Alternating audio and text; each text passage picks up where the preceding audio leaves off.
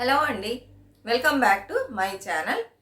ఈరోజు వీడియో ఏమంటే middle class వాళ్ళు ఎప్పుడు మిడిల్ క్లాస్ వాళ్ళుగానే ఉండాలా, లేకపోతే వాళ్ళు కూడా వాళ్ళ లైఫ్లో ముందుకు వెళ్ళాలంటే వాళ్ళు కూడా రిచ్గా అవ్వచ్చు. ఎలా రిచ్గా అవ్వాలి, వాళ్ళు ఏమేమి చెయ్యాలి, ఎలాంటి రూల్స్ని ఎలాంటి టిప్స్ని ఫాలో చేయాలి. రిచ్ అవ్వాలంటే అందరూ అవుతారా? కూర్చొని నేను రిచ్ అవ్వాలంటే అవుతారా? అవ్వలేరు. దానికి మనం కొన్ని విషయాల్ని చేయాలి. చేసినట్లయితేనే రిచ్ అవ్వగలరు. ఈ మిడిల్ క్లాస్లో అందరు రిచ్ అవ్వచ్చు. ఏముంది, తప్పకుండా అవ్వచ్చండి. మనం మంచిగా సంపాదించినట్లయితే రిచ్ అవ్వచ్చు. సంపాదిస్తేనే రిచ్ అవుతారంటే లేదు, దానికి కొన్ని ఉన్నాయి, టిప్స్ చెప్తాను. ఇదేనండి ఈరోజు టాపిక్. అందరు చూడండి, అందరికి యూజ్ అవుతుంది. వీడియో నచ్చినట్లయితే తప్పకుండా లైక్ ఇవ్వండి.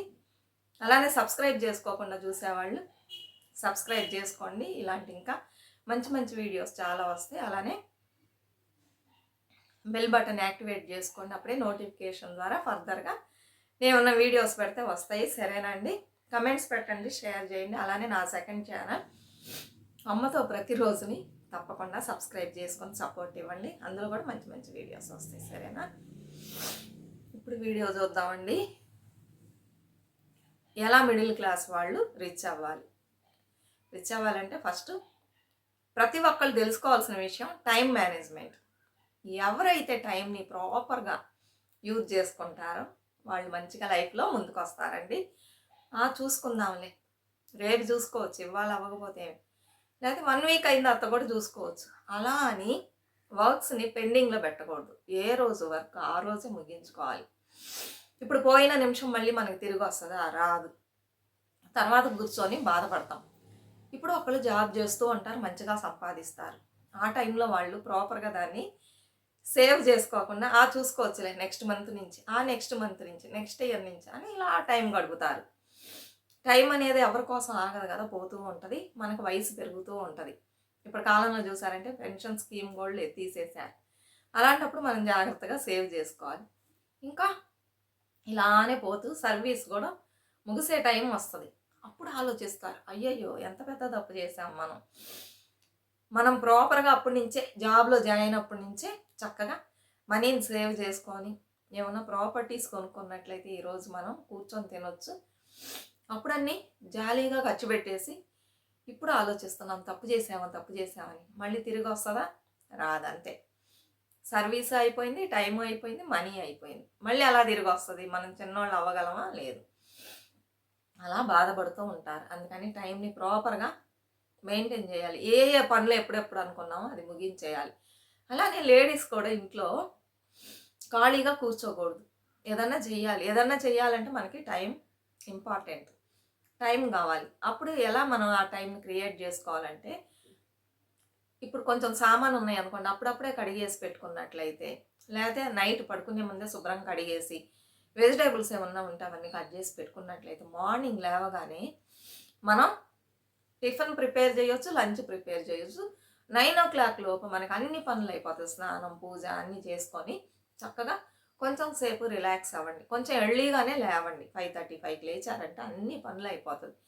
ఎర్లీగా లేవాలంటే ఎర్లీగా పడుకోవాలి కదా. ఇప్పుడు మనకి ఫ్రీ టైం, కొంచెం రెస్ట్ తీసుకోవాలి. ఎందుకంటే పొద్దున్నే లేచాం కాబట్టి. రెస్ట్ తీసుకున్న తర్వాత మనకు బోల్డ్ టైం ఉంటుంది ఈవినింగ్ వరకు.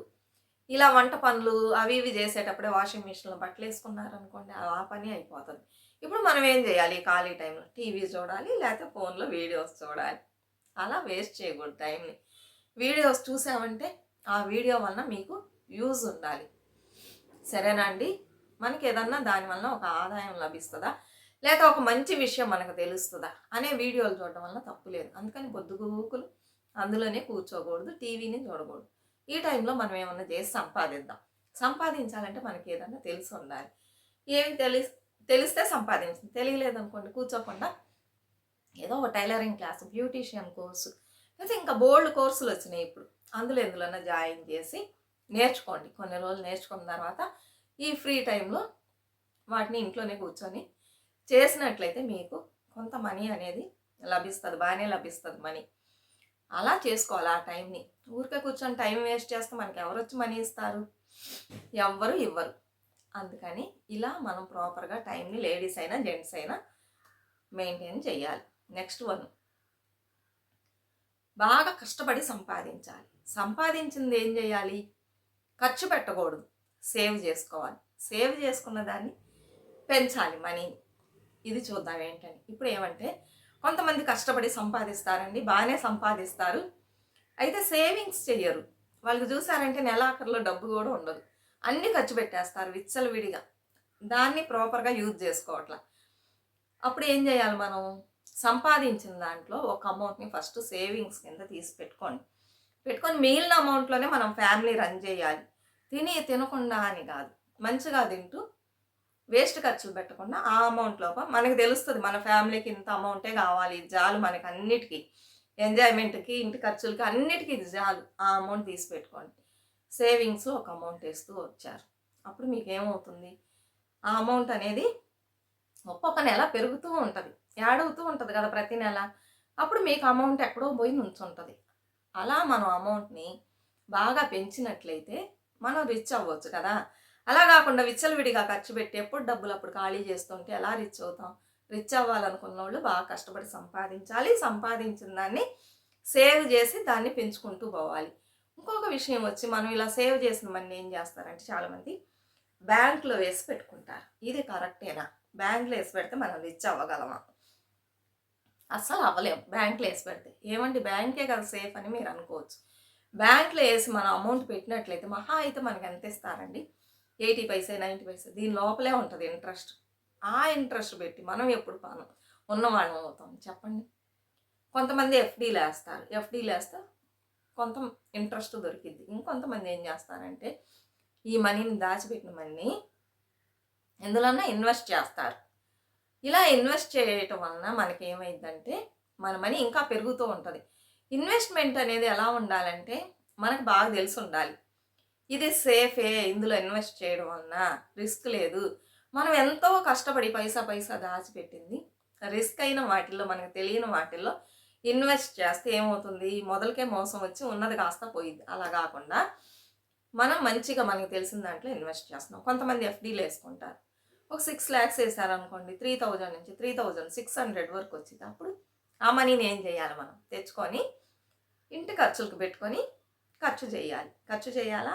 చెయ్యకూడదు. ఆ మనీని, ఆ వచ్చే మనీని ఒక 2-3 నెలలు అలా పెట్టుకొని దాన్ని మళ్ళీ ఎందులోనైనా ఇన్వెస్ట్ చేయాలి. అప్పుడు అందులో నుంచి మళ్ళీ మనకు ఇంకొక అమౌంట్ వస్తుంది. ఇలా మనం మనీని పెంచుకుంటూ పోవాలి. బ్యాంకులో వేసి ఒకే చోట కదలకుండా ఉండకూడదు. ఒకే చోట ఉంటే కదలకుండా అలానే ఉంటుంది, కొంచెం అమౌంటే కదా మనకు వస్తుంది. అలా కాకుండా మనకి తెలిసిన వాటిలో మంచి వాటిలో ఇన్వెస్ట్ చేసినట్లయితే అందులో నుంచి మనకు లాభాలు వస్తాయి. ఆ లాభాలని మళ్ళీ ఇన్వెస్ట్ చేసి ఇలా మనీని పుట్టిస్తూ 10 రూపాయల్లో నుంచి 5 రూపాయలు అట్లా పెంచుకుంటూ పోతే మనకి బోల్డ్ మనీ అయింది. అప్పుడు మనం రిచ్ అవ్వగలం కదా, అవ్వగలం. అలానే ఈ మనీని ఇంకో మార్గం ద్వారా కూడా మనం బాగా పెంచుకోవచ్చు. మనకి మంచి ప్రాపర్టీస్ కూడా చేరుతాయి. ఎవరికైతే ఎక్కువ ప్రాపర్టీస్ ఉంటాయో, ఎక్కువ మనీ ఎవ్రీ మంత్ మనకు ఒక అమౌంట్ వస్తూ ఉంటుందో వాళ్ళు రిచ్ అండి. దానికి మనం ఏం చేయాలి? ఒక ప్యాసివ్ ఇన్కమ్ని క్రియేట్ చేసుకోవాలి. ఈ ప్యాసివ్ ఇన్కమ్ అనేది ఎలా వస్తుందంటే, ఇప్పుడు మనం కొంత అమౌంట్ని చేర్చిపెట్టుకున్నాం, ఒక 30 lakhs 40 lakhs చేర్చిపెట్టుకున్నాం. ఇలా అన్నిట్లో ఇన్వెస్ట్ చేసి అందులో లాభాలు ఇందులో వేసి ఇట్లా పెంచుకుంటూ పోయాం. ఇప్పుడు మనం ఏం చేయాలి? మనకు స్థలం ఉంది, వేస్ట్గా పడి ఉంది, ఆ స్థలాన్ని అలా వదలకుండా ఇప్పుడు మన దగ్గర 30 నుంచి 40 lakhs ఉందనుకుందాం. అప్పుడు మనం ఏం చేయాలి?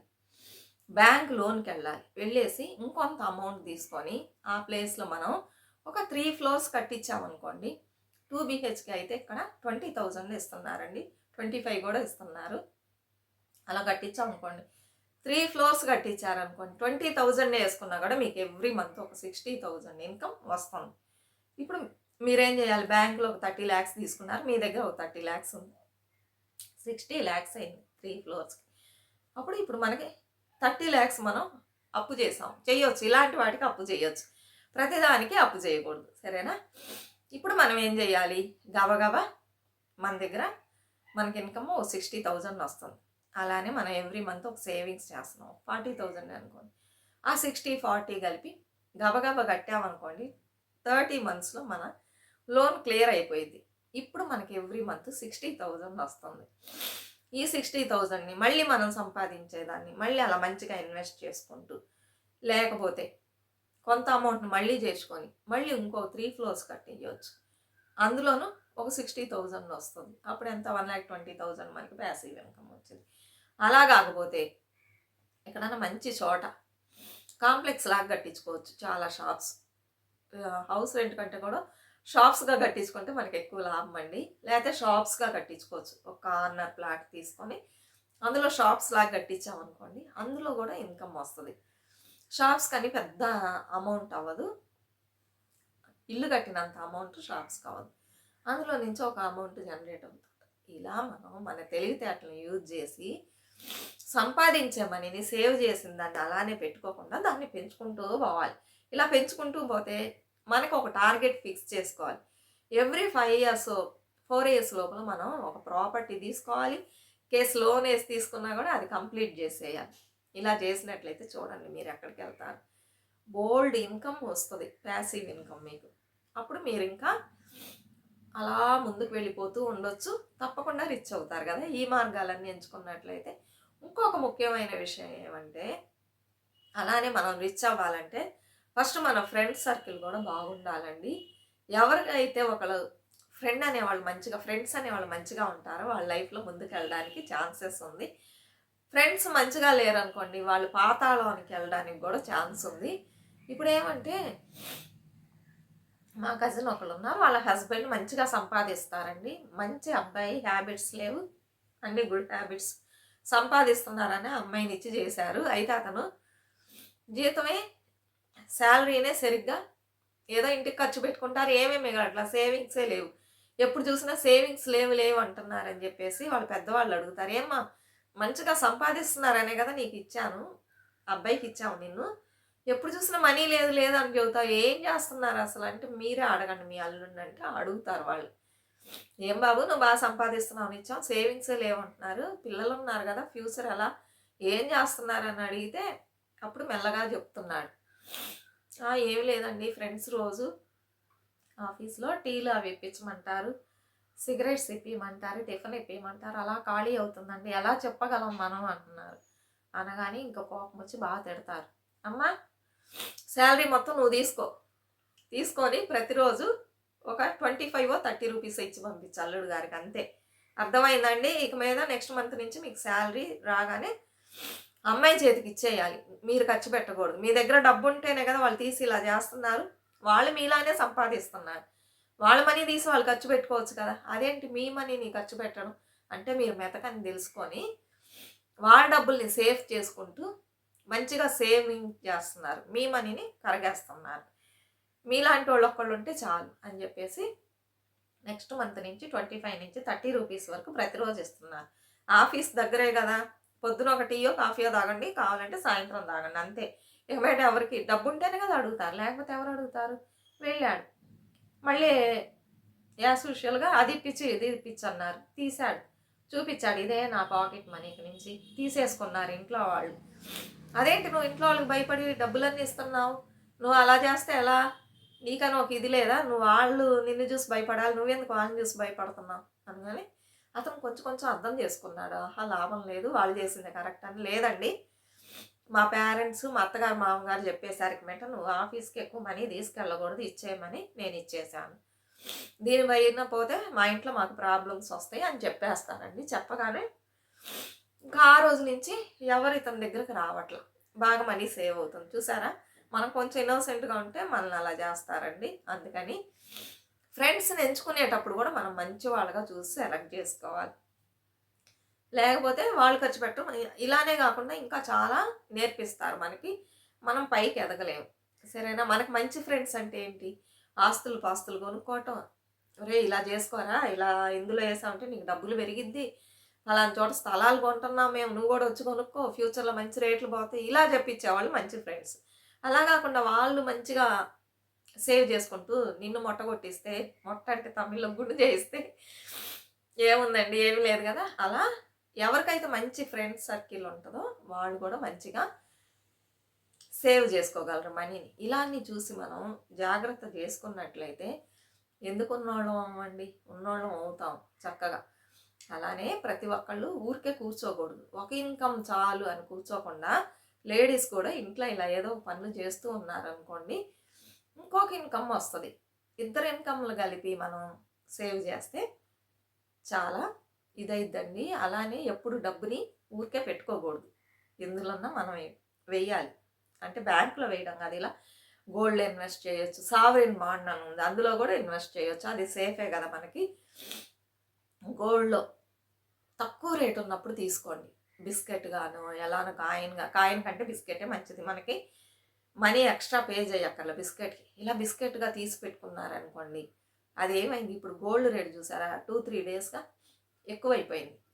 ఇలా తక్కువ ఉన్నప్పుడు తీసి పెట్టుకొని ఇలా ఎక్కువ అవ్వగానే టక్కన అమ్మేసేయాలి మనం. ఎక్కడ అమ్మాలి అని అడుగుతున్నారు. చిన్న చిన్న మార్వాడి షాప్స్లో తీసుకుంటారు. అలానే ఆర్ గోల్డ్ అని ఉంది, ఈ మధ్య చాలా బ్రాంచెస్ వచ్చినాయండి గోల్డ్ తీసుకొని మనీ ఇవ్వడానికి. అలాంటి చోట ఇచ్చామనుకోండి, కొనటం పెరగగానే ఇచ్చేయడం. ఇప్పుడు మనకు ఒక 5000 వచ్చింది అనుకోండి, ఆ 5000కి ఇంకొంచెం వేసి ఇంకొక 1 గ్రామ్ కొని పెట్టుకున్నాం అనుకోండి, మళ్ళీ పెరగగానే ఇచ్చేసేయాలి. మళ్ళీ తగ్గిద్దా చూస్తూ మళ్ళీ కొనుక్కోవాలి. ఇట్లా మనం రొటేషన్ చేయొచ్చు మనీని. ఇలా చేయడం వల్ల బోల్డ్ మనీ మనకి సేవ్ అయ్యిద్దండి. ఇదన్నీ చాలామంది చేస్తారు, బిజినెస్ టాక్టిక్స్ అంటారు. ఇలాంటివి తక్కువ ఉన్నప్పుడు కొంటాం, ఎక్కువగానే అమ్మటం, అలా చేస్తూ ఉంటారు. చూడండి మీకు ఎంత మనీ సేవ్ అవుతుందో చూడండి. ఇప్పుడు 1 గ్రామ్ కొన్నాము, ఎంతో కొన్నాము, 5700కో ఎంతో కొన్నాం. ఒక్కోసారి 6000 కూడా దాటిపోయింది. అప్పుడు మనకి 1 గ్రామ్కి ఎంత వచ్చింది, ఎంతో కొంత 300-400 వస్తుంది కదా, అది ఒక అమౌంటే కదా. ఇంకా ఫ్యూచర్లో పెరిగిద్ది అంటున్నారు. అందుకని చాలామంది గోల్డ్ కొని పెట్టుకుంటున్నారు. ఎప్పుడైతే రేట్లు పెరుగుతాయో అప్పుడు సేల్స్ చేసేసి మనీ చేసుకుంటారు. ఇలానే ఇంకా చాలా ఉన్నాయండి. ఉల్లిపాయలు కూడా సడన్గా రేటు పెరిగిపోయింది, 100 రూపీస్ అంటారు. ఇప్పుడు 20 రూపీస్ ఉందనుకోండి, అప్పుడు 100 అంటారు. వీళ్ళు ఏం చేస్తారు, చూస్తూ ఉంటారు. పెరిగే సూచనలు తెలిసినప్పుడు బాగా ఎక్కువగా కొనిపెట్టుకొని అమ్మేస్తారు. ఇలా ఉల్లిపాయల్లోనే లాభం చూసి ఒక అతను కోటీశ్వరుడు అయ్యాడండి. ఆ మధ్యకాలంలో ఎక్కువ అమ్మారు కదా, తక్కువ ఉన్నప్పుడు కొనిపెట్టుకొని తెలిసింది ముందుగానే. ఇలా ఎక్కువైనప్పుడు అమ్మడం వలన అతనికి కోట్లలో లాభం వచ్చింది. ఇలాంటివన్నీ మనం తెలుసుకొని వాటిని ఫాలో చేయాలి. అయితే రిస్క్ అయిన వాటికి వెళ్ళకండి, సరేనా. ఇలా మన మనీని పెంచుకుంటూ పోతే మిడిల్ క్లాస్ వాళ్ళే కాదండి, లోవర్ మిడిల్ క్లాస్ వాళ్ళు కూడా ఉన్నవాళ్ళు అవడానికి చాలా ఛాన్సెస్ ఉంది. ఏ వ్యక్తి అయితే కష్టపడి సంపాదించి ఆ మనీని జాగ్రత్తగా ఇంటి ఖర్చులకు మాత్రం యూజ్ చేసుకొని సేవ్ చేస్తూ దాన్ని ఇన్వెస్ట్ చేస్తూ పోతాడో అతను తొందరలోనే ధనవంతుడు అవ్వగలడండి. అంతేగాని ఖర్చు పెట్టుకుంటూ దాని యొక్క వాల్యూ తెలియకుండా ఇష్టానికి చేసినట్లయితే మనం ఏమీ చేయలేము. ఎవరైనా సరే ధనవంతులు అవ్వచ్చు, దానికి కష్టపడాలి, సేవ్ చేసుకోవాలి, సరేనండి. సేవ్ చేసి పెంచుకుంటూ పోవాలి. ఇదే ఈరోజు వీడియో. ఇంకా మంచి మంచి వీడియోస్ వస్తాయి, చూడండి, చూసి సపోర్ట్ చేయండి, సరేనా. తెలిసిన వాళ్ళకి కూడా షేర్ చేయాలంటే షేర్ చేయండి. అలాగే సెకండ్ ఛానల్ని సబ్స్క్రైబ్ చేసుకోండి. 1000 సబ్స్క్రైబర్స్ అయితే అది మానిటైజేషన్ అయింది. వ్యూస్ బాగానే పోతూ ఉంది, మళ్ళీ సడన్గా తగ్గిపోయింది. అయితే నేను కుకింగ్ వీడియోస్ పెడతాను, టిప్స్ పెడతాను, టైలరింగ్ గురించి పెడతానండి, సరేనా. మీకు యూస్ఫుల్ అయ్యేది ఏమేమి ఉన్నాయో అవన్నీ షేర్ చేస్తాను. ఒకే దాంట్లో ఎలా కుకింగ్ అంటే అన్ని కుకింగ్ వీడియోసే చూపిస్తూ అలా ఉన్నాను, సరేనా. లేడీస్కి ఏమేమి యూస్ఫుల్గా ఉంటాయో అవన్నీ చూపిస్తాను. మరొక మంచి వీడియోతో మళ్ళీ కలుద్దాం. అంతవరకు బాయ్ ఫ్రెండ్స్.